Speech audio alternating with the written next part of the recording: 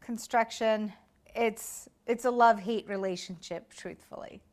So for those of you at home who are considering a renovation project of your own, here's a little reality check for you.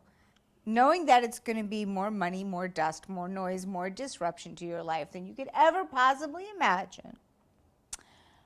Apart from that, you need to allot, I guess, a budget. I mean, that's good to have, right? We did this place very reasonably, particularly because it would not have been appropriate to invest heavy-duty money into a place that you're only going to live in temporarily, and that it needs to be appropriate for the environment and the neighborhood that you're in. We did this, I think, very effectively, very reasonably, so you should work within a budget, especially if you know that down the line you might be moving to another place, if it's not your permanent home for the next 20 years. Another reality check: what kind of time do you have to give to this project?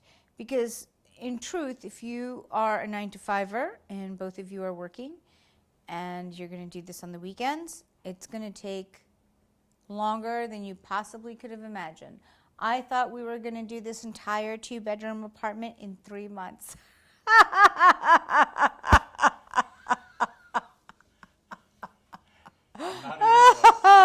3 months, yes. Well, 2 years later, here we are.